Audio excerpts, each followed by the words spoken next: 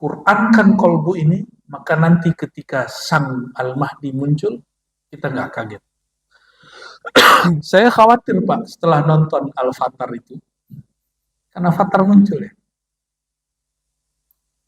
Avatar yang Bapak Ibu lihat, itu kan konsep Nesia dalam semua agama, lalu dibuat menjadi hiburan. Dan asik sekali kan nontonnya. Tapi hati-hati, avatar yang dilihat orang hari ini itu baru avatar alam bumi, bukan alam semesta. Sedangkan Al-Mahdi itu rahmat bagi alam semesta. Di situ disebutkan puncak daripada avatar, sang penyelamat, juru selamat akhir zaman, itu mampu mengendalikan 4 unsur. Jadi, terus yang kedua, coba lihat. Di situ avatarnya mengendari apa? Ada binatang berbulu yang bisa terbang, benar nggak? Saya agak ngeri Pak. Yang saya dengar lain kebalik. Justru Dajjal itu, nah ini kita dengar dari pandangan ulama yang kasyaf. Punya kendaraan, salah satunya kendaraan yang punya kendaraan bisa terbang sebesar itu, sebesar yang dikendarai si Al-Fatar.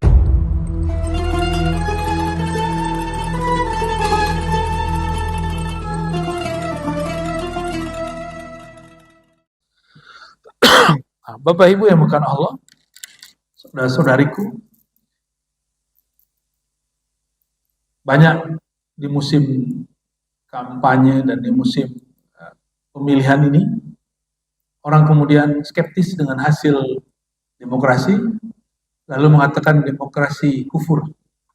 Ada ngaku-ngaku ahli sunnah buat muktamar, tapi pas kita cek, ini ulama ahli sunnah dari mana? Pesantren dari mana nih orang? Ternyata banyak hari ini orang yang mensabotase nama ahli sunnah aswaja.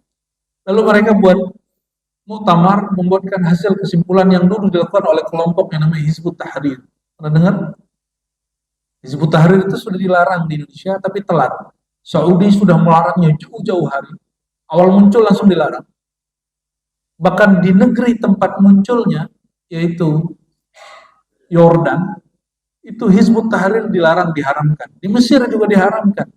Loh, Indonesia kok terima mentah-mentah. Dan alhamdulillah kita beberapa waktu lalu dengar pemerintah kita baru melarang. Tapi Indonesia tidak punya undang-undang untuk memberhentikan aktivitas Hizbut Tahrir.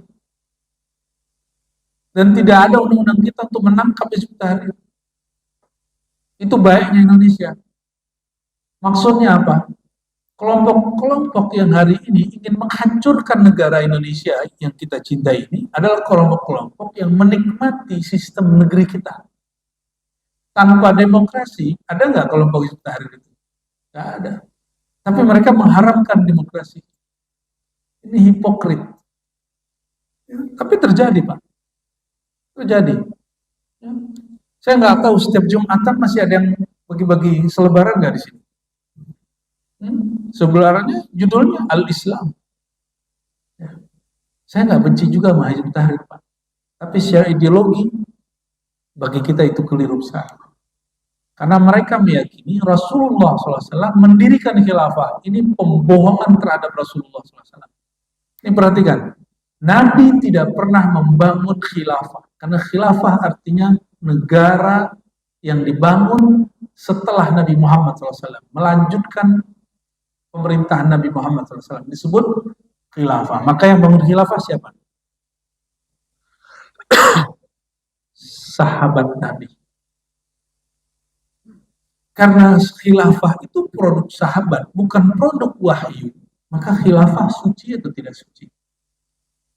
Ini kita boleh cek, Bapak Ibu. Kita boleh cek.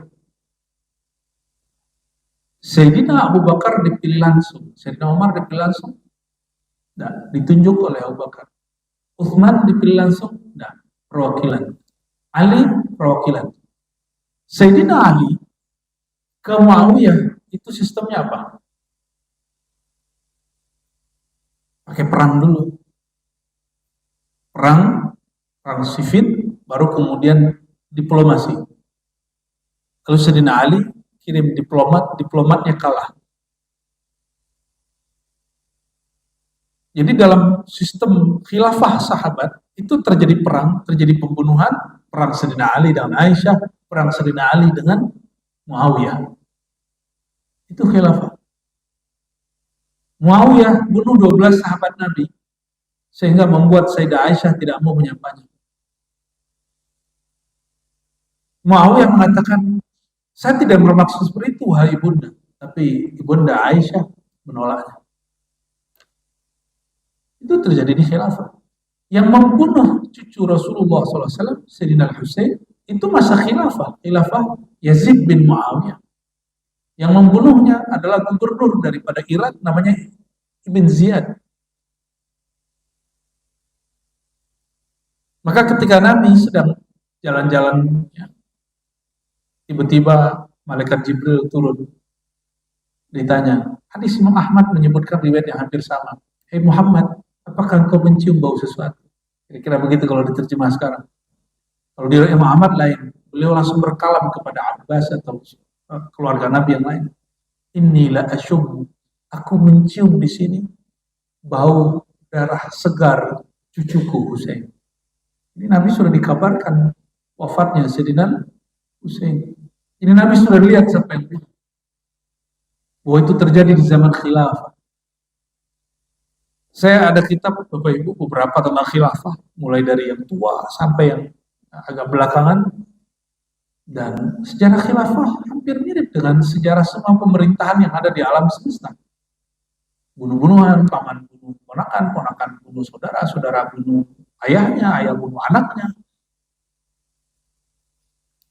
Yang sering kita dengar, ini mohon maaf, yang sering kita dengar tentang Muhammad Al-Fatih yang indah-indahnya, Bapak Ibu nggak dengar berdarahnya? Sudah dengar kisah berdarahnya? Di Turki Utsmani, Turki Utsmani itu menyebut negaranya daulah Turki Utsmani, bukan khilafah. Turki Utsmani menghapus sistem putra mahkota.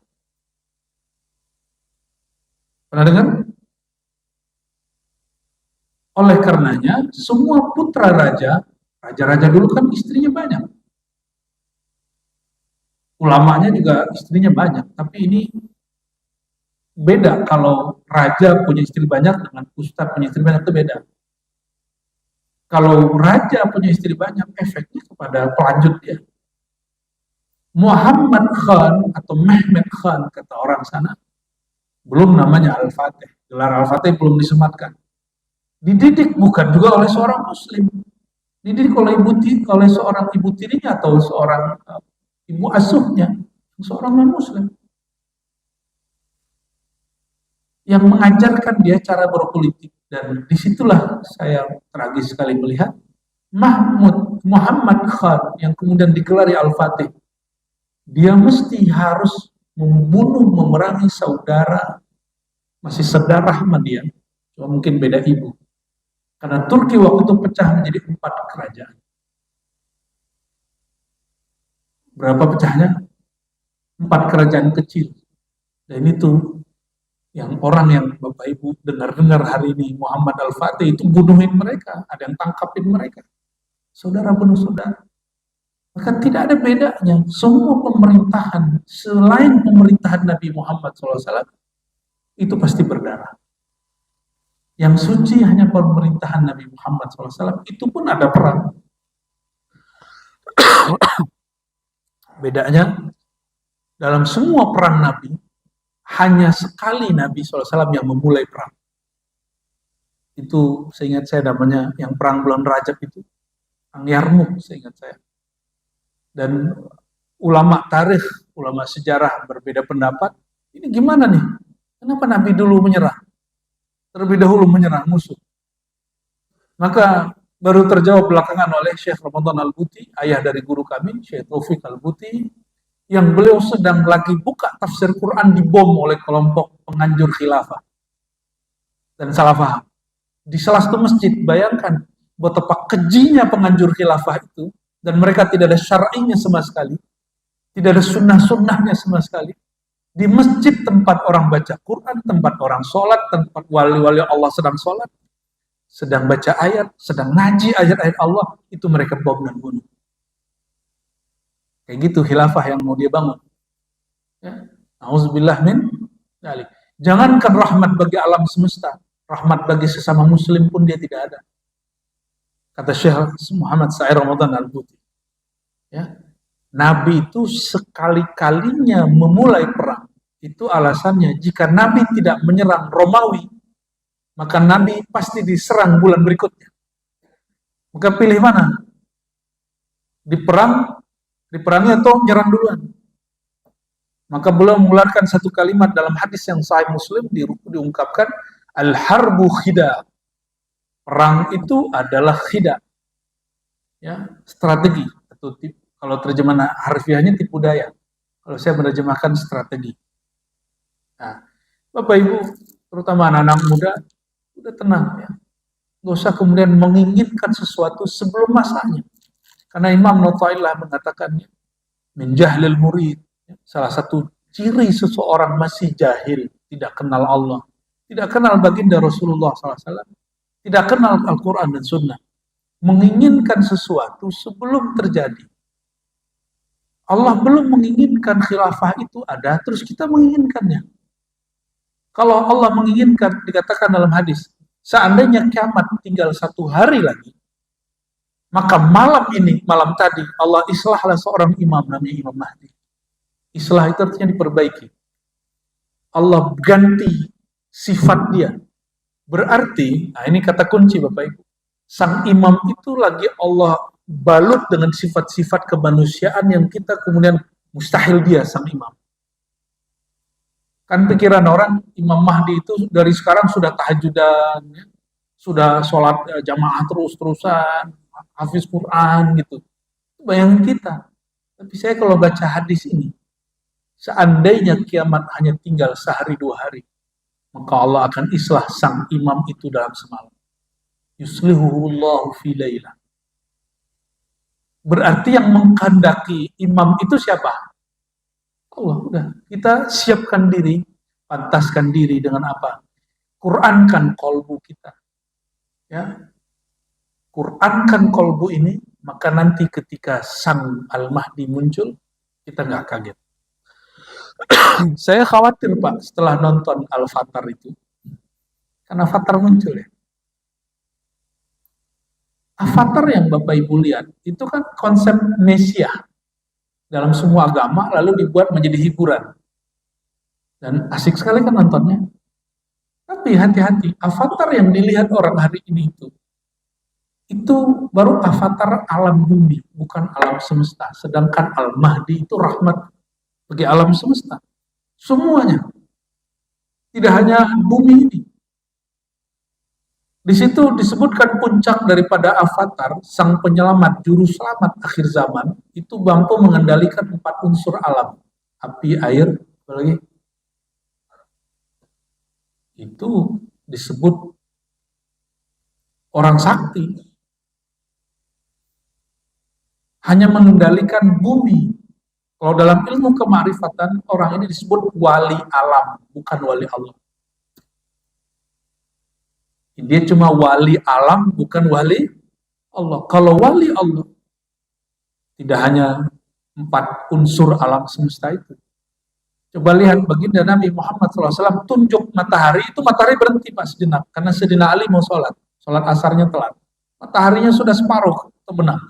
Nabi tunjuk, wahai matahari, tahan sejenak, ya. Saudaraku Ali sedang mau sholat. Tungguin. Jadi tidak hanya anasir yang 4 itu sampai matahari, sampai bulan itu bisa dikendalikan oleh Rasulullah SAW. Tapi Rasulullah nggak pakai itu setiap hari. Karena itu namanya melanggar hukum alam. Disebut khariqul adah, merobek hukum alam. Jika ada satu hukum alam dirobek, maka dia berefek kepada hukum-hukum yang lain. Ini bahayanya. Jadi, terus yang kedua, coba lihat. Di situ avatarnya mengendari apa? Ada binatang berbulu yang bisa terbang, benar nggak? Saya agak ngeri Pak. Yang saya dengar lain kebalik. Justru Dajjal itu, nah ini kita dengar dari pandangan ulama yang kasyaf. punya kendaraan, salah satunya kendaraan yang punya kendaraan bisa terbang sebesar itu, sebesar yang dikendarai si Alfatar itu. Apa yang saya khawatirkan nanti, film ini masuk ke alam bawah sadar anak-anak muda. Mungkin Bapak Ibu, mohon maaf, sudah ada yang berpulang sebelum sang imam itu muncul. Wallahu a'lam. Mungkin ada yang dipanjangkan umurnya. Di saat nanti Imam Mahdinya muncul, Dajjalnya muncul, si Dajjalnya mengendarai binatang yang bisa terbang. Orang mengira, oh ini Avatar, ini Mahdi. Itu yang saya khawatirkan. Ya. Sedangkan Imam Mahdinya tidak dikasih buruk. Nggak dikasih buruk, Pak. Disuruh berjuang seperti manusia biasa. Dikejar-kejar, mau dibunuh orang dari mana-mana.